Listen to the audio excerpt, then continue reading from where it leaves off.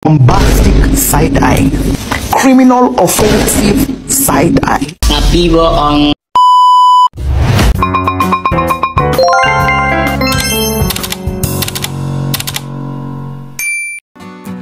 Assalamualaikum warahmatullahi wabarakatuh. Di sini kami akan membahas tentang sistem manajemen database dan struktur file.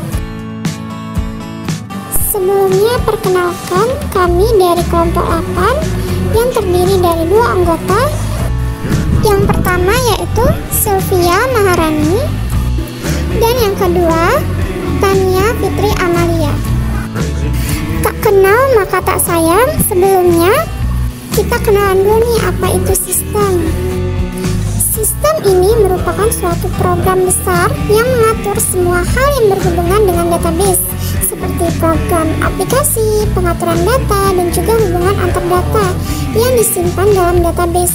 Tugasnya ialah mengawasi dan menjalankan database adalah fungsi dari seorang atau sekelompok orang yang biasanya disebut database administrator atau DBA. Selanjutnya kita akan masuk ke contoh soal, yaitu perusahaan-perusahaan, terutama perusahaan yang memiliki banyak cabang, kebanyakan akan menyebarkan datanya di lokasi server yang berbeda-beda. Mereka dapat menggunakan sistem basis data terdistribusi untuk mengelola data mereka. Sistem basis data terdistribusi adalah kumpulan data logik yang saling berhubungan secara fisik terdistribusi dalam jaringan komputer yang tidak tergantung dari proses aplikasi sekarang maupun pada masa yang akan datang. Namun banyak sekali kendala yang mengikuti sistem basis data ini, mulai dari bagaimana menjaga konsisten datanya hingga kemungkinan terjadinya replikasi data di situs. Untuk mengendalikan masalah-masalah tadi, kita bisa menggunakan aplikasi DBMS atau Database Management System.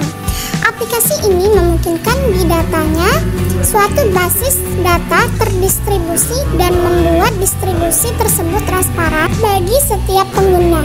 Sistem basis data tunggal yang dibagi menjadi beberapa bagian dan masing-masing bagian itu disimpan pada beberapa komputer berbeda yang terhubung dalam suatu jaringan komunikasi di bawah pengontrolan terpisah oleh DBMS. Pengguna akan mengakses basis data melalui sebuah aplikasi yang berbasis database, diakses secara global dari suatu server yang terpusat. DBMS terdistribusi akan memiliki karakteristik sebagai berikut. 1. Kumpulan data-data logik yang dapat digunakan secara bersama terdistribusi pada beberapa unit komputer yang berbeda. 2.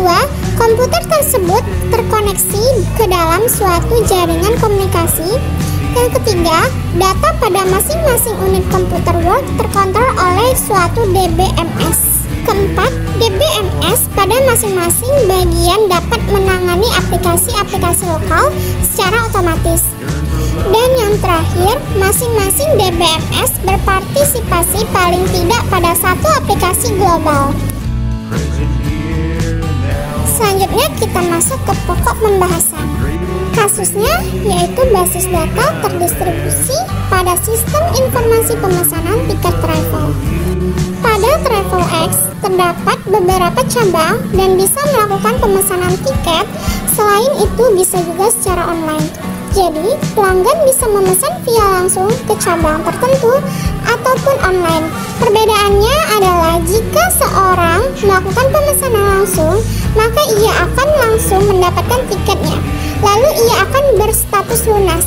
Sedangkan jika memesan online, maka ia harus terlebih dahulu membayar ke bank, lalu mengambilnya tiket di tempat ia akan berangkat. Sebelum ia membayar, ia masih berstatus belum lunas dan diberikan tenggang waktu 5 jam dari waktu pemesanan. Jika ia belum membayar, maka pesanan yang ia lakukan dianggap hangus.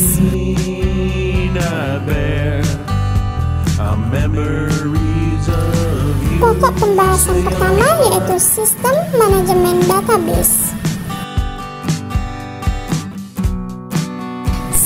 manajemen database merupakan sebuah perangkat lunak khusus yang diprogram untuk mengetahui elemen data mana yang diakses atau memiliki otorisasi oleh pemakai.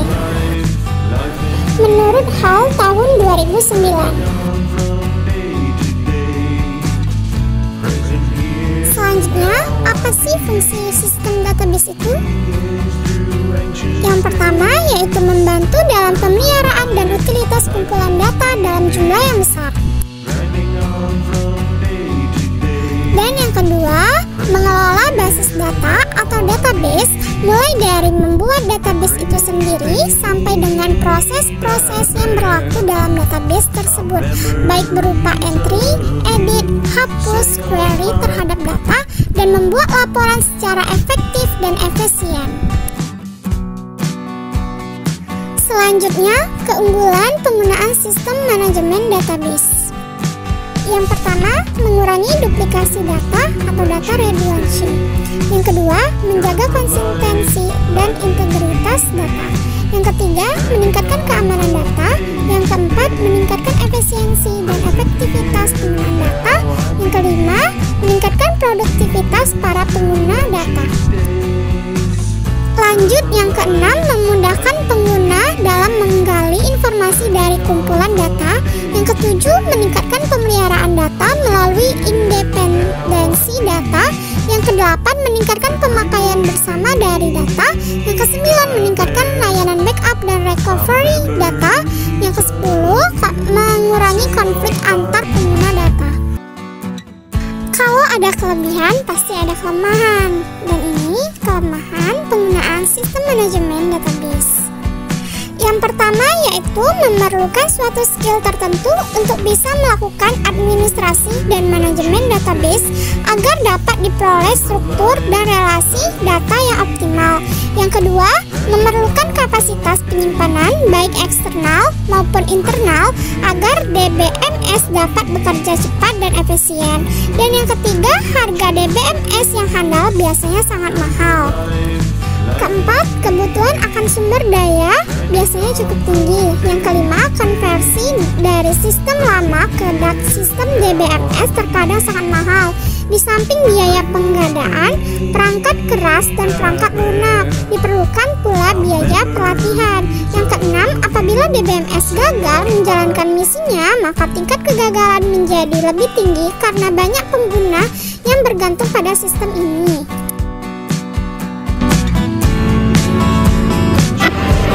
Level abstraksi. Pada tahun 1975, Badan Standarisasi Nasional Amerika menetapkan 3 level abstraksi dalam database, yaitu 1. Level eksternal atau external level atau pandangan view level. 2. Level konseptual. Yang ketiga, level internal atau level fisik. Level eksternal.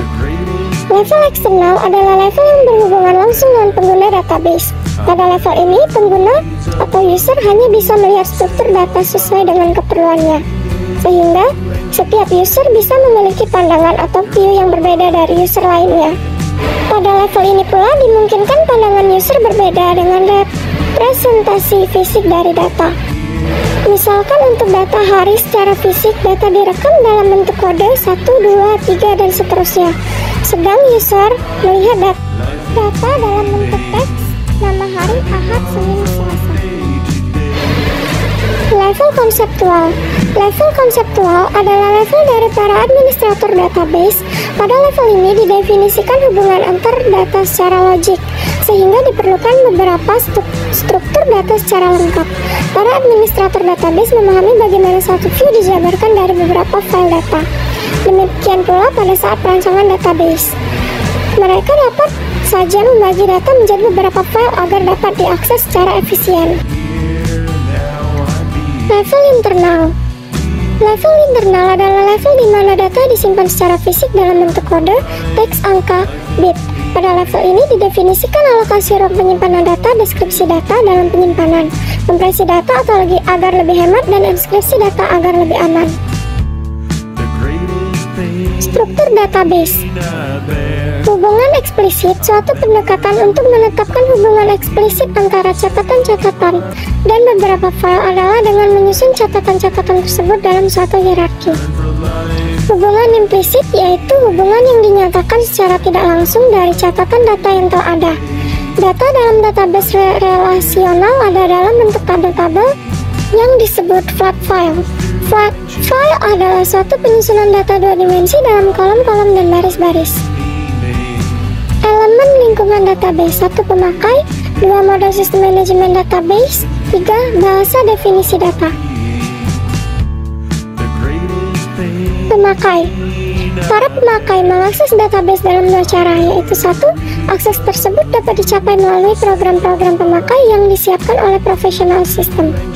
Metode kedua adalah untuk akses database adalah melalui pertanyaan langsung yang tidak memerlukan program-program formal dari pemakai. Model sistem manajemen database. Setiap model DBMS mencapai tujuan ini dengan cara yang berbeda, tetapi ada beberapa ciri yang umum diantaranya. 1. Pengembangan program. DBMS berisi perangkat lunak pengembangan aplikasi. 2. Backup dan pemulihan. Selama pemrosesan, DBMS secara periodik membuat file-file backup untuk database fisik.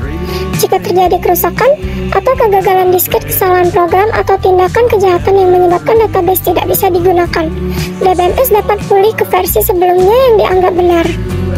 3. Penggunaan database untuk pelaporan. Fitur ini mencatat data statistik tentang data-data yang sedang digunakan dan siapa yang menggunakannya.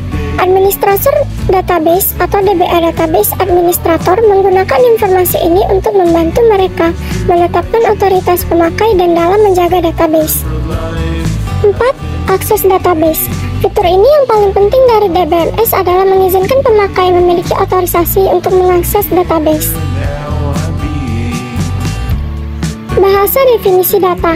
Bahasa definisi data atau DDL, Data Definition Language, adalah sebuah bahasa program yang digunakan untuk mendefinisikan database fisik ke DBMS. Terdapat 3 tingkat, disebut sudut pandang.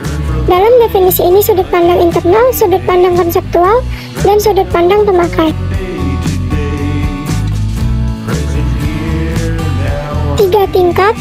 Yang pertama, view, sudut pandang internal. Skema, sudut pandang konseptual. Dan subskema, sudut pandang pemakai. Manfaat pendekatan database. 1. Berkurangnya kelebihan data dan inkonsistensi, meningkatkan keluasan untuk memenuhi permintaan yang berubah. 3. Meningkatnya aksesibilitas data. 4. Sekurang-kurangnya pendekatan database. 5. Mahal. 6. Peka. Proses desain database. Analisis persyaratan, desain database konseptual, desain database logika, perbaikan skema, desain database fisik, desain aplikasi, dan keamanan. Baiklah, sekian presentasi dari kelompok kami. Jika ada lebih dan kurang kami mohon maaf. Wassalamualaikum warahmatullahi wabarakatuh.